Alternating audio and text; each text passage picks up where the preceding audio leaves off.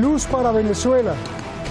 Luz y sabiduría para los protagonistas en Venezuela. Es lo que está en la mente de cada ser sensato en este mundo. La tensión crece y el deseo por tener la silla presidencial igual. Los tentáculos desde Washington prometen incluso lo peor.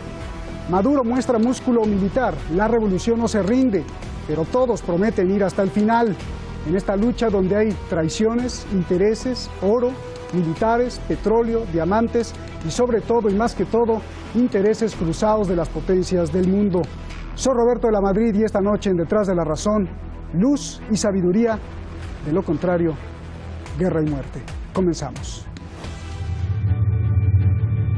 This is no time for dialogue. This is time for action.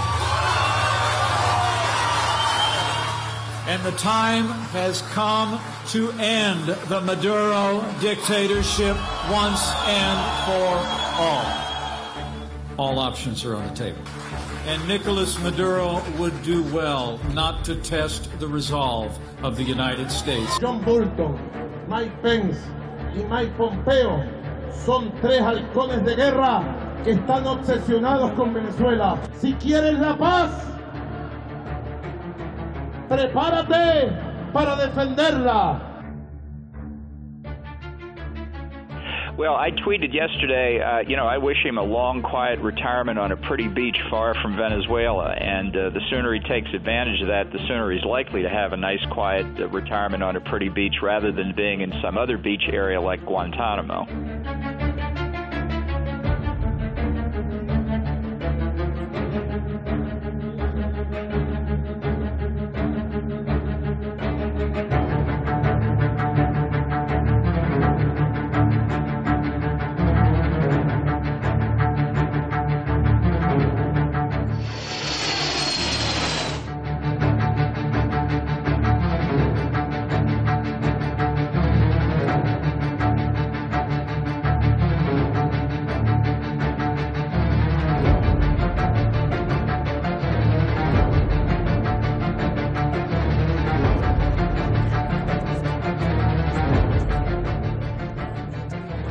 Y hoy es digno de aplaudir lo que está viendo el mundo, y es que la dictadura de Venezuela le quedan muy pocas horas, porque hay un nuevo régimen institucional que se está creando gracias al trabajo que ha jugado Colombia y otros países.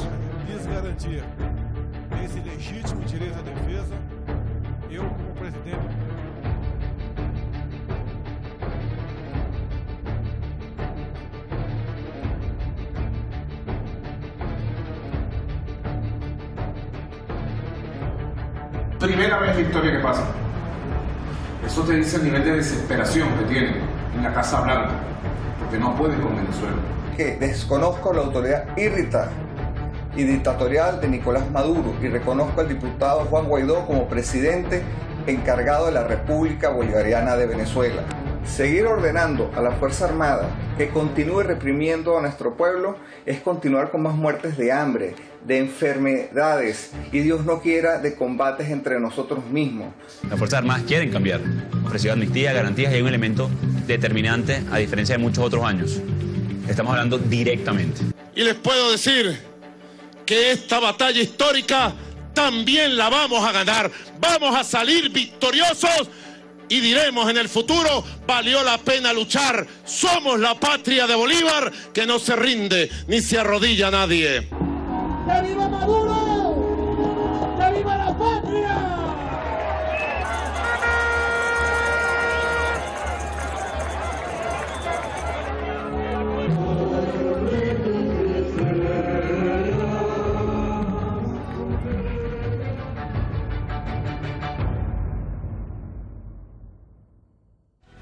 Muchísimas gracias al equipo de Detrás de la Razón. Quiero enviar un saludo muy especial a Mario Silva, el presentador de uno de los programas más famosos de América Latina, La Hojilla, quien tuvo a bien hacer una crítica Detrás de la Razón y a un servidor.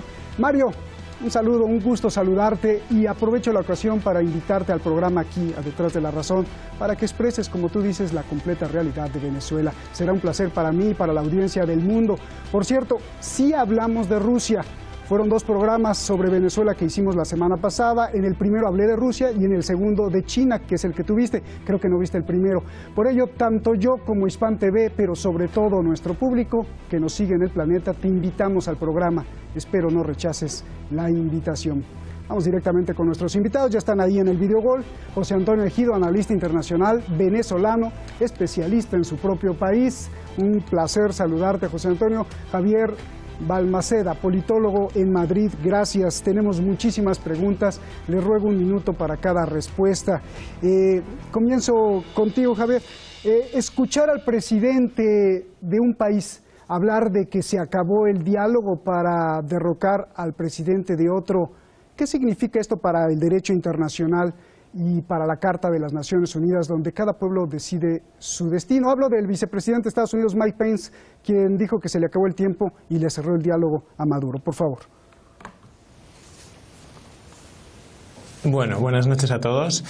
Yo creo que en primer lugar hay que entender la forma en la que tiene de hablar la administración Trump. Es una forma siempre exagerada y en cualquier caso ellos lo que están mostrando es su apoyo a la oposición venezolana y a Juan Guaidó, y que ha llegado un momento en el que Estados Unidos, como primera potencia mundial, no está por facilitar un diálogo con el régimen de Maduro que pueda terminar en una convocatoria, por ejemplo, de elecciones controladas por el gobierno de Maduro, sino de ese reconocimiento efectivo de Juan Guaidó y que tomen posesión de la administración venezolana y puedan empezar a gestionar el país para convocar unas elecciones libres en el plazo de 6-12 meses, como han anticipado. ¿Pero esto no siente un precedente fatal para la historia del mundo? Que un vicepresidente le dé un ultimátum al presidente del país vecino de otro país. Te pregunto, Javier. A ver, insisto en que Trump tiene una forma de expresarse, por cierto, bastante parecida a la que tiene Maduro y toda la corte de Maduro.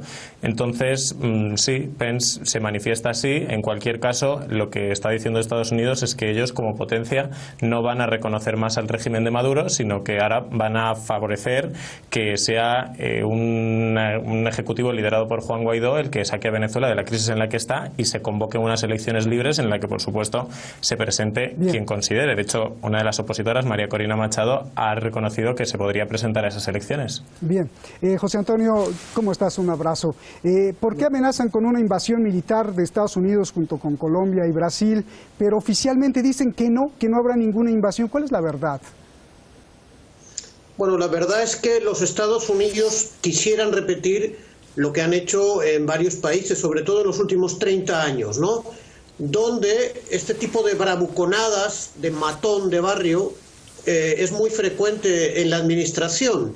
Por ejemplo, el señor Caspar Weinberger, que era un secretario de Estado, decía: te voy a mandar a la edad de hierro o la edad de piedra, y eso se lo dijo, no recuerdo si a Serbia, a Yugoslavia, a Irán, a Irak, a Libia, a Panamá, a Granada, a Somalia. Vale. Y lamentablemente lo que ocurría era que le mandaban a la edad de piedra, es decir, destruían el país con una potencia militar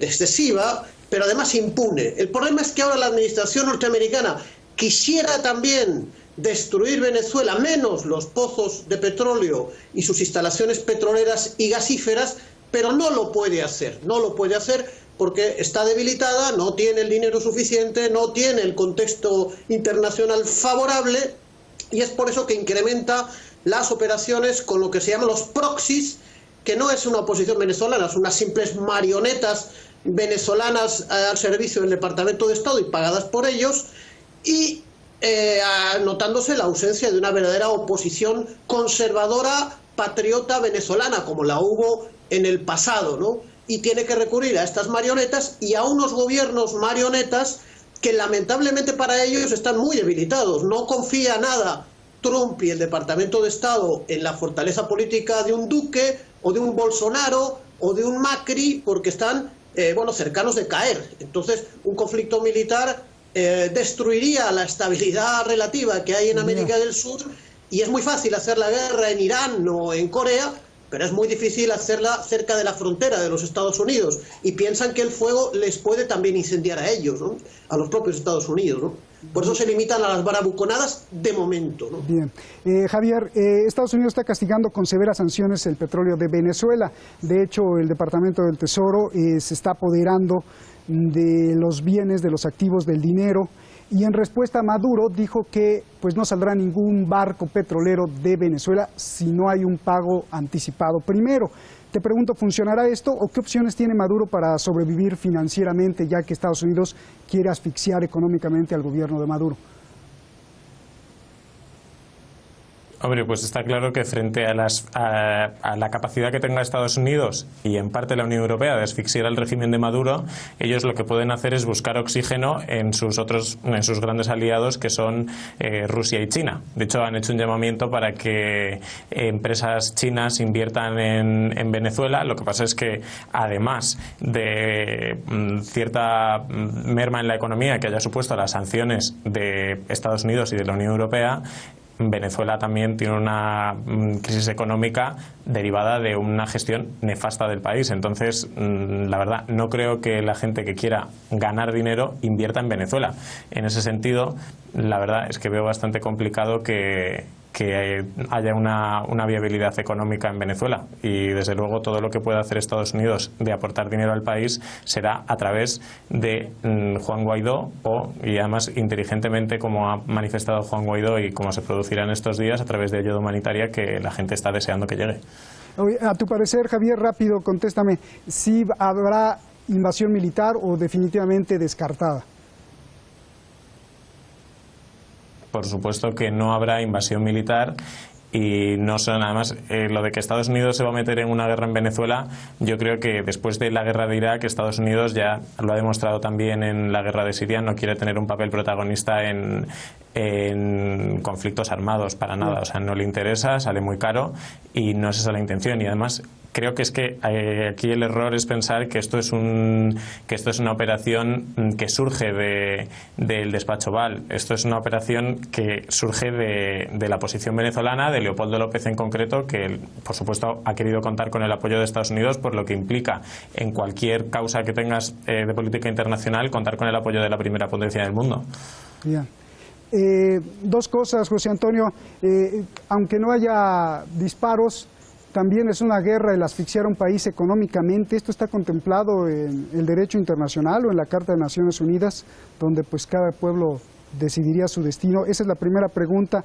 Dos, Estados Unidos, como le preguntaba Javier, se está apoderando de todos los activos, dinero y bienes de Venezuela para crear un fideicomiso y ese dinero entregárselo al autoproclamado presidente Juan Guaidó. ¿Esto no es un robo descarado? Mira, te diré que el eminente sociólogo argentino Atilio Borón acaba de decir que tenga mucho cuidado con el precedente que están creando los Estados Unidos de incautar de manera ilegal los activos de un país latinoamericano dentro de las fronteras estadounidenses, porque los siguientes gobiernos o nacionalistas o de izquierda que van a llegar al poder después de las marionetas Macri, Bolsonaro, etcétera, incluso Lenín Romero en varios países sudamericanos, actuarán incautando los bienes y los activos de los Estados Unidos en América Latina, que son importantes después de 100 años de intenso saqueo de los recursos de los pueblos latinoamericanos, donde hay una infraestructura norteamericana a disposición de estos países que tomarán en cuenta el precedente que acaba de crear la administración de Trump y de sus halcones.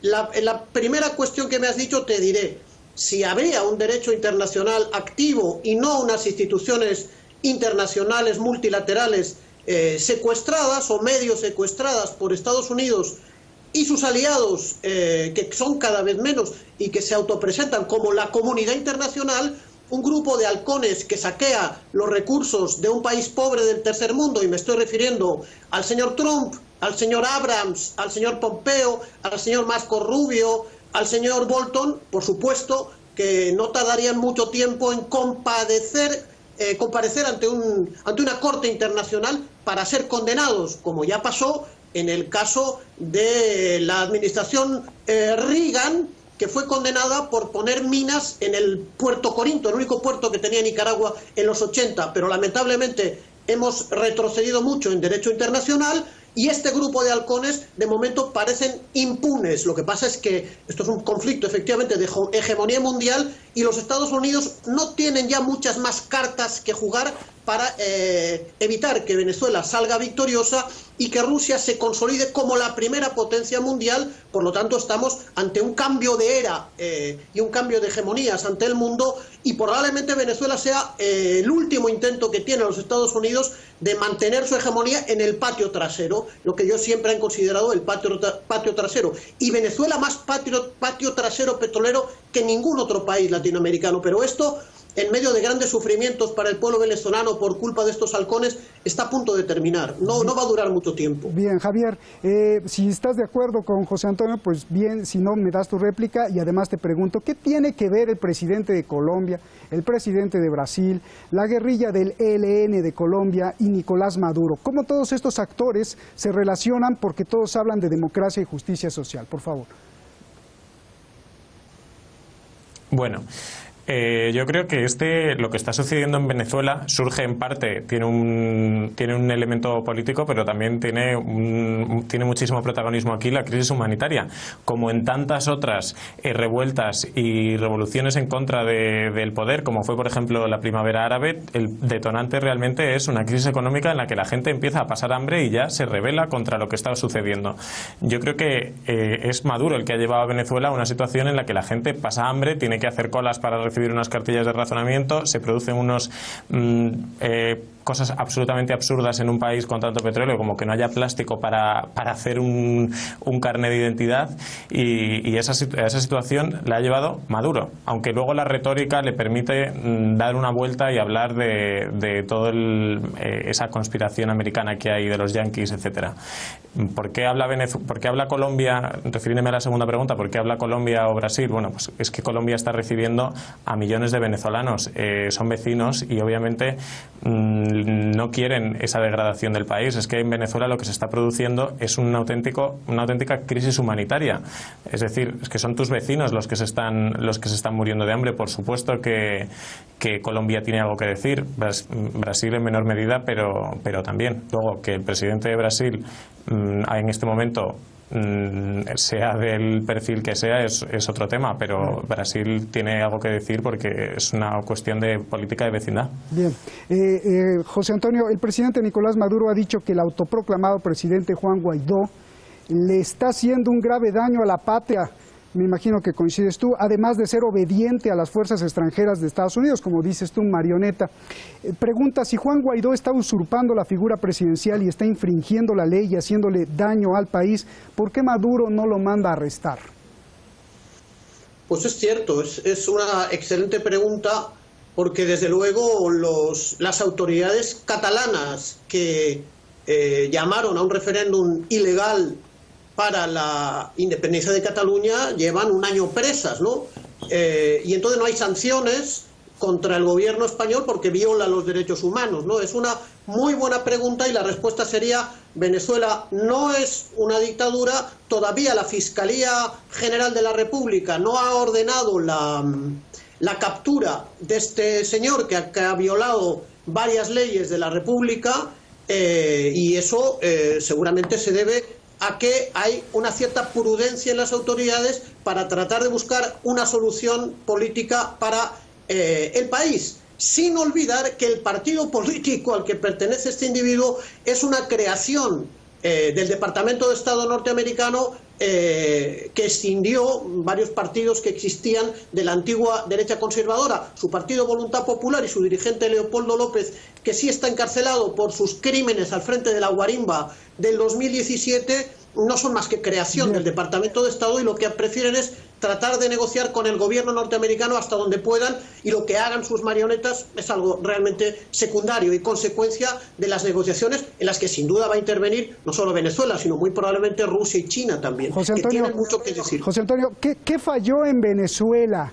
Esta pregunta es muy importante. ¿Qué falló en Venezuela? Y lo pregunto porque a finales de los años 70, Deng Xiaoping el líder de China comprendió que la riqueza era muy importante y que tenía que entrar en un juego muy inteligente con el imperialismo y con el capitalismo, sobre todo el de Estados Unidos, y que su país, China, tenía que ser un país muy rico porque de otra manera el socialismo fracasaría. Teniendo en cuenta esta filosofía socialista de China, ¿qué falló en Venezuela? ¿Por qué China es hoy la que le pone un alto a Estados Unidos y Venezuela no?